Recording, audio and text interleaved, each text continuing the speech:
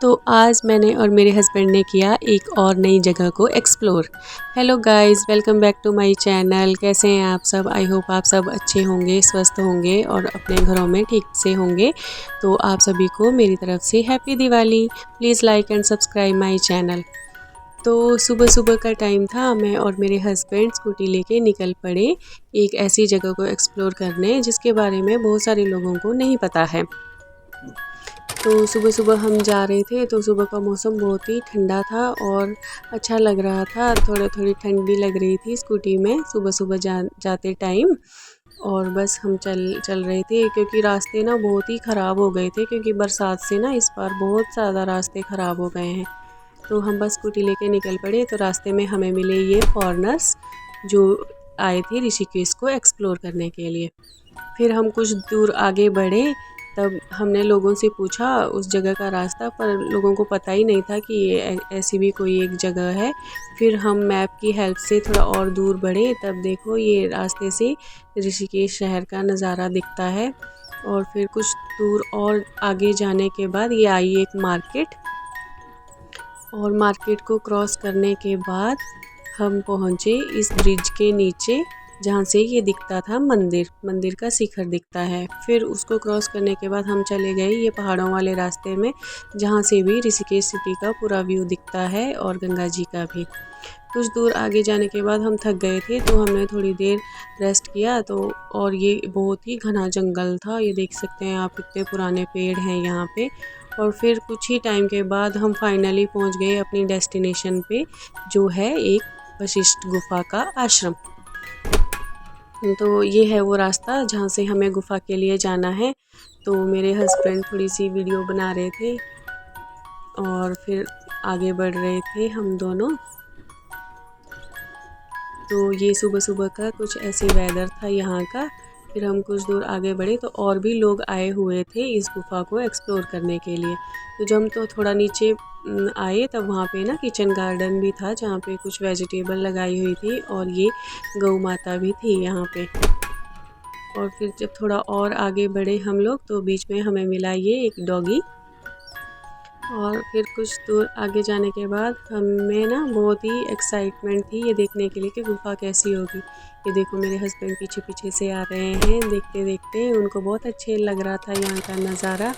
और कुछ ही देर में हम पहुँच गए इस जगह पे, इसी से हमें अंदर जाना है।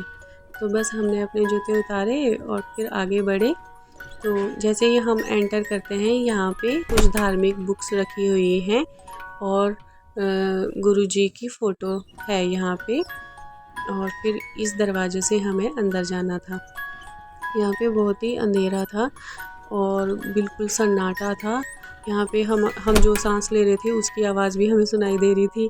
तो जैसे ही हम अंदर बढ़े तब हमने फ़ोन की लाइट से थोड़ा उजाला किया, तो कुछ इस तरह से थी ये गुफा अंदर से। तो यहाँ पे ना लोग मेडिटेशन कर रहे थे, ध्यान लगा रहे थे।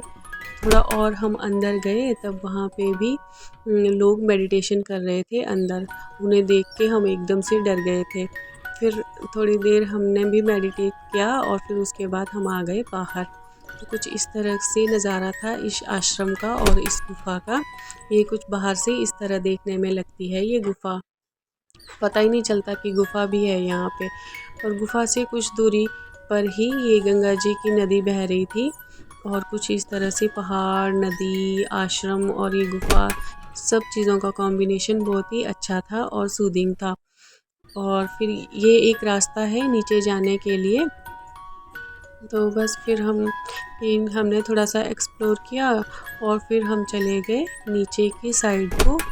और वहाँ पे और लोग भी आ रहे थे वहाँ से, तब हमने उनको देखा। ये सारे फॉरेनर्स हैं जो कि यहाँ ऋषिकेश की ब्यूटी को एक्सप्लोर कर रहे थे, इसके बारे में जान रहे थे।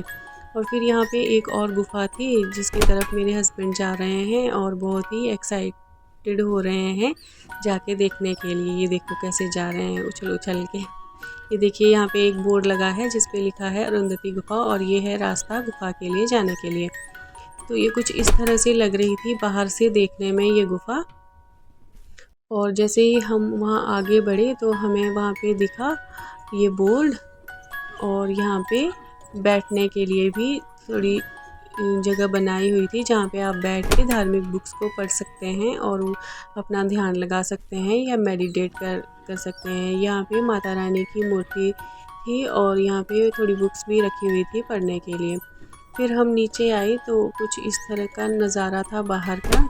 ये ब्रिज, ये नदी, पहाड़ और सुबह का मौसम बहुत ही सुंदर लग रहा था।